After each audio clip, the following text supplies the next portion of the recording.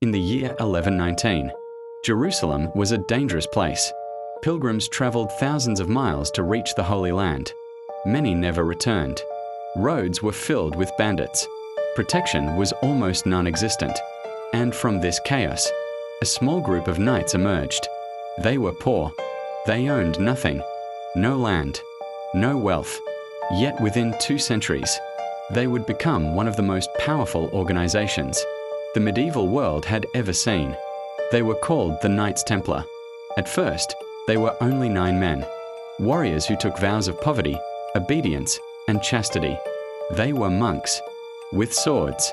Unlike traditional armies, the Templars answered to no king. Their loyalty was not to nations, but directly to the Pope. This made them unique and dangerous. They guarded pilgrims. They fought in the Crusades. They built fortresses across Europe and the Middle East. But their true power did not come from the battlefield. It came from organization. The Templars created something no one had ever seen before: a network. They allowed travelers to deposit money in one city and withdraw it in another. No coins carried. No risk. This was the birth of a system that resembles modern banking. Kings borrowed from them. Nobles trusted them. The church depended on them. Within decades, the poor knights became unbelievably rich, and power attracts fear. As their influence grew, so did suspicion. How could an order with no nation control so much land, gold, and information? How could warriors of God become the financial backbone of Europe? By the early 1300s, the Knights Templar were no longer just protectors.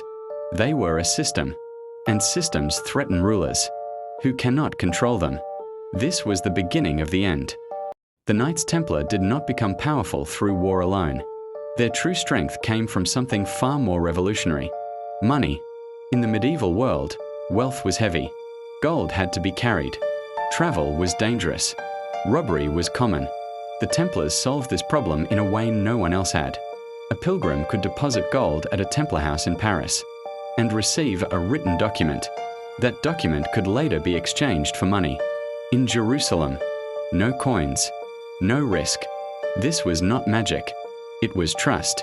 The Templars created a financial system based on records, verification, and reputation, something remarkably similar to modern banking. Their network stretched across Europe and the Middle East. Hundreds of commanderies, fortresses, storehouses. Information moved faster than armies. Money moved without being seen. Soon, kings and nobles depended on the Templars, not just for protection, but for loans. Entire wars were financed through them. The French crown borrowed heavily. So did the English monarchy. Even the church relied on Templar logistics. At their peak, the Templars controlled vast amounts of land, gold, and data. And unlike kings, they had no borders. They answered only to the Pope.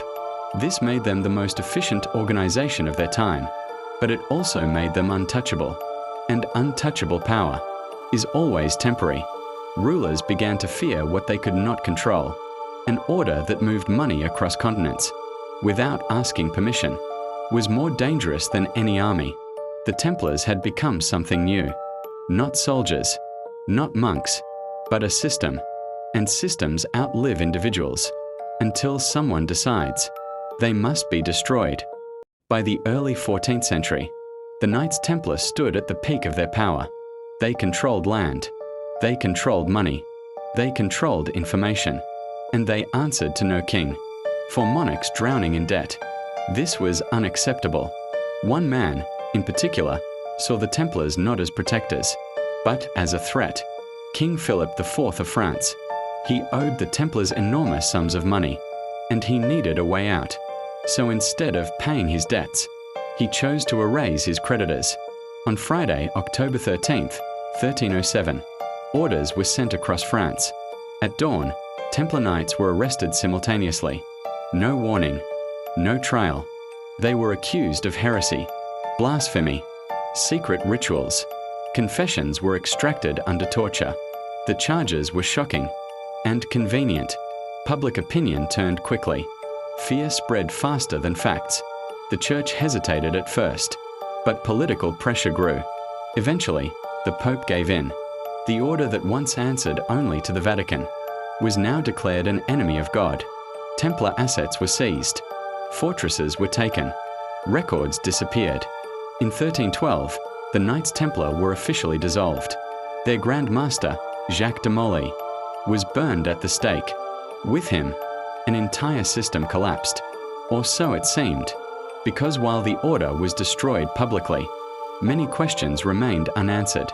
Where did their wealth go? Why were some Templars never found? And how did an organization this powerful fall so suddenly, unless its destruction was carefully planned? This was not the fall of a battlefield army. It was the removal of a system. Officially, the Knights Templar were destroyed. Their order was dissolved. Their leaders executed. Their property seized.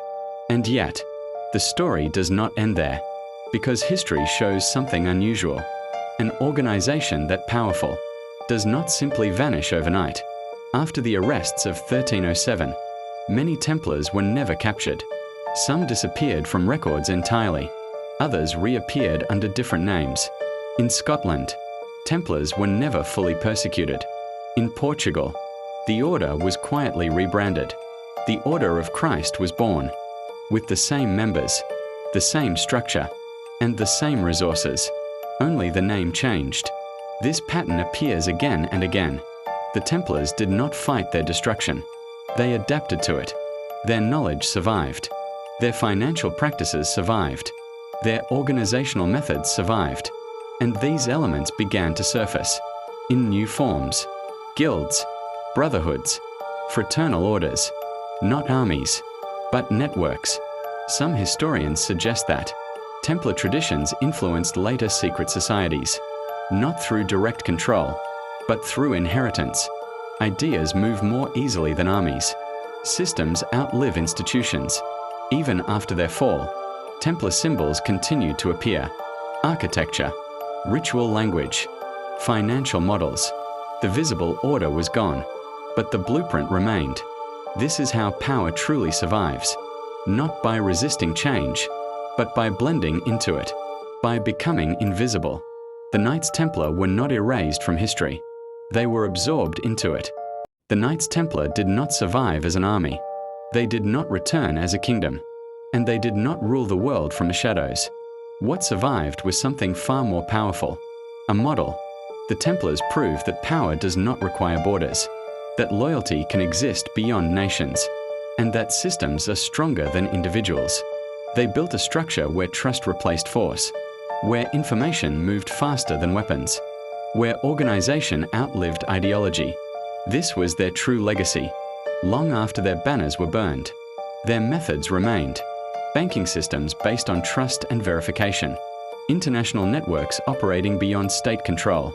Institutions protected by law rather than armies. These ideas did not belong to one group. They became part of civilization itself. History often looks for villains or heroes, but real influence is quieter. It moves through institutions. It hides in procedures. It survives in structures that feel normal. The fall of the Templars taught rulers a lesson. Power that cannot be controlled will eventually be destroyed. But it also taught power another lesson. To survive, it must adapt. Modern systems did not copy the Knights Templar by name. They inherited their blueprint. A world where money moves without borders, where organizations operate globally, where authority is layered, indirect, and distributed. This is not a conspiracy. It is evolution. The Knights Templar were not the architects of the modern world, but they were among the first to prove that such a world was possible. And that is why their story still matters. Not because they secretly rule us, but because they revealed how power truly works. Invisible, organized, systemic. The real question is not whether the Knights Templar still exist. The real question is this: how many of the systems we live under today were built using ideas we barely remember? History does not disappear. It transforms. And sometimes, the most influential forces are the ones we no longer see.